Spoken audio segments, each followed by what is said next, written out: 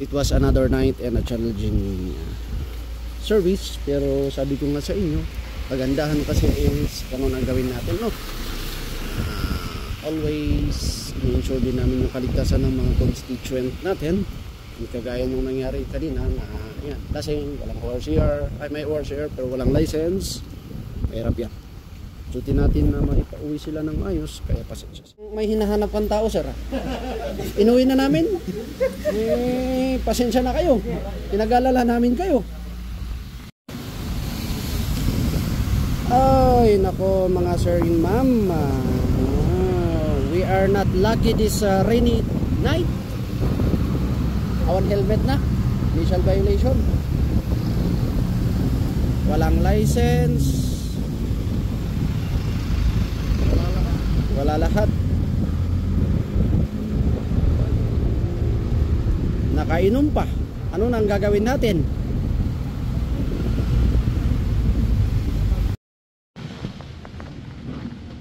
Yung paglaki ng anak ko, anong masasabi ng anak ko?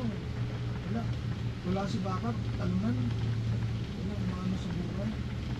Ay, kung ganyan ang challenge mo na gusto mong may mapatunayan, ay pag akyat mo rito, iba naman ang nagawa mo kaagad. Kaya sir, ito, yung paglalasa.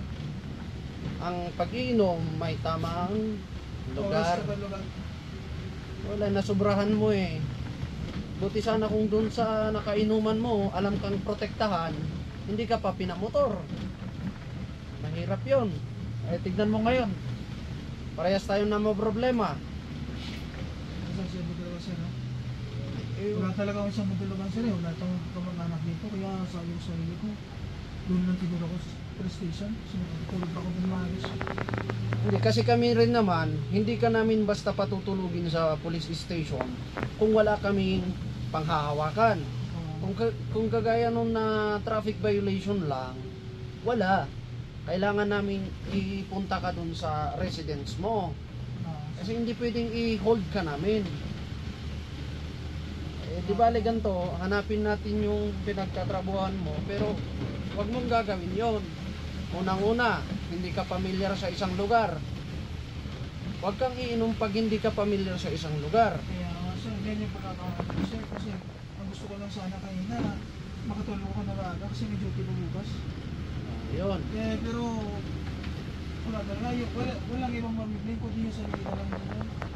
Pangalawa, nagmotor ka, tignan mo, di ba? Dapat, alam mo yan, pag nagmotor ka, hawak mo yung lisensya mo, ORCR. Ano yun, mapapakita ko yung lisensya ko. Yun. Sige. Eh, kasi yan, paano pag nadiskrasya ka pala doon? Saan namin halagapin yung contact details mo, emergency contact mo, di ba? Kasi nandun sa lisensya mo yun.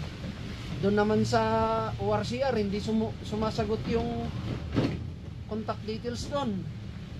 Kaya ngayon, ang gagawin namin, kailangan ihatid ka namin sa residence nyo, no? Para safe na safe ka, ah.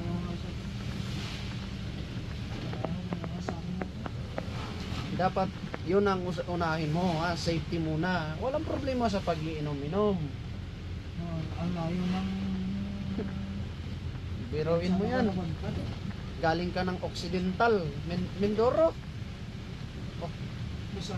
Ay, Misamis Occidental, oh. Nandito ka ngayon sa Baguio, first time mo. Yan ang nangyari, nag-inom ka kaagad. Mahirap yan, ha. Before ka na magganon, i-secure mo yung sarili mo, no? Kabisado ko nilang yung magdaan yan. Kahit kabisado mo na, huwag ka pa rin magmumotor na nakainom. Wala kang helmet, wala kang lisensya, nakainom ka, you're in big trouble na sabi nila, ha?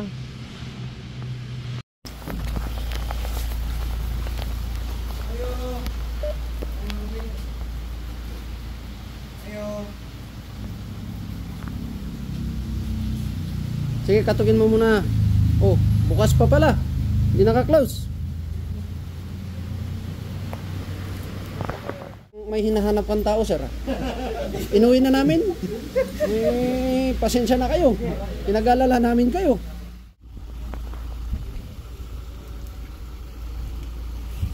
it was another night and a challenging service, pero sabi ko nga sa inyo, kagandahan kasi is kung ano ang gawin natin, no? Always ensure din namin yung kaligtasan ng mga constituent natin, yung kagaya nung nangyari kanina na yan, lasing, walang ORCR, ay may ORCR pero walang license, mahirap yan. Sutin natin na maipauwi sila ng ayos, kaya pasensya sila.